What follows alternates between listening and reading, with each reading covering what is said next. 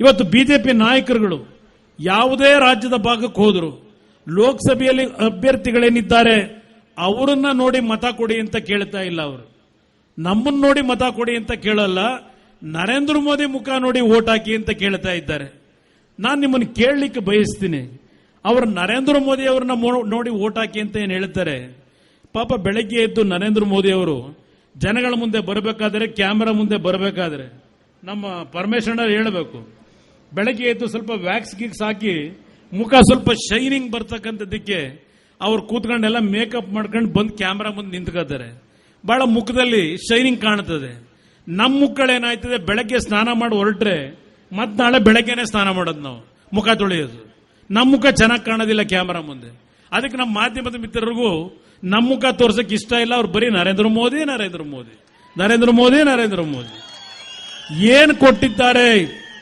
ಏನು ಕೊಟ್ಟಿದ್ದಾರೆ ಕರ್ನಾಟಕಕ್ಕೆ, ಕನ್ನಡಿಗರನ್ನ ಯಾವ ರೀತಿ ಇವತ್ತು ಗೌರವಯುತವಾಗಿ ನಡೆಸಿಕೊಂಡಿದ್ದಾರೆ. ಇವತ್ತು ದೇವೇಗೌಡರು ಪ್ರಧಾನಮಂತ್ರಿಗಳಾಗಿ ಅವತ್ತು 10 ತಿಂಗಳು ಆಡಳಿತ ನಡೆಸಬೇಕಾದರೆ ಶಾಂತಿ ಇರಲಿಲ್ಲವೇ ಈ ದೇಶದೊಳಗೆ? ಅವತ್ತೆಲ್ಲೋಗಿದ್ರು ಭಯೋತ್ಪಾದನೆ ಮಾಡ್ತಕ್ಕಂಥ ಉಗ್ರರು, ಅವರೆಲ್ಲ ಮನೆ ಸೇರಲಿಲ್ಲವೇ? ದೇವೇಗೌಡರು ರೇವಣಿ ಆರಿಸ್ಬಿಟ್ಟು ದೇಶಕ್ಕೆ ಶಾಂತಿ ತಂದು ಕೊಟ್ಟಿದ್ರ? ಯೋಚನೆ ಮಾಡಿ.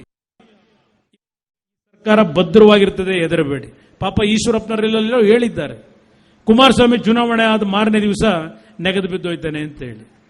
ನಾನು ಅಷ್ಟು ಸುಲಭವಾಗಿ ಸಾಯೋದಿಲ್ಲ, ಅದಕ್ಕೆ ಕಾರಣ ನಿಮ್ಮಂತರ ಆಶೀರ್ವಾದ ನನ್ನ ತಲೆ ಮೇಲೆ ಇದೆ. ಅಷ್ಟು ಸುಲಭವಾಗಿ ಏನು ಸಾಯೋದಿಲ್ಲ ನೆಗೆದು ಬಿದ್ದೋಗ್ಲಿಕ್ಕೆ. ಅದರಿಂದ ಅವ್ರು ಯಾರು ಏನಾದರೂ ಹೇಳ್ಕೊಳ್ಳಿ, ಈ ಸರ್ಕಾರ ಭದ್ರವಾಗಿರ್ತದೆ, ಹೆದರಬೇಡಿ. ಪಾಪ ಈಶ್ವರಪ್ಪನವರೆಲ್ಲೋ ಹೇಳಿದ್ದಾರೆ, ಕುಮಾರಸ್ವಾಮಿ ಚುನಾವಣೆ ಆದ ಮಾರನೇ ದಿವಸ ನೆಗೆದು ಬಿದ್ದೋಯ್ತಾನೆ ಅಂತ ಹೇಳಿ. ನಾನು ಅಷ್ಟು ಸುಲಭವಾಗಿ ಸಾಯೋದಿಲ್ಲ, ಅದಕ್ಕೆ ಕಾರಣ ನಿಮ್ಮಂತರ ಆಶೀರ್ವಾದ ನನ್ನ ತಲೆ ಮೇಲೆ ಇದೆ. ಅಷ್ಟು ಸುಲಭವಾಗಿ ಏನು ಸಾಯೋದಿಲ್ಲ ನೆಗೆದು ಬಿದ್ದೋಗ್ಲಿಕ್ಕೆ. ಅದರಿಂದ ಅವ್ರು ಯಾರು ಏನಾದರೂ ಹೇಳ್ಕೊಳ್ಳಿ,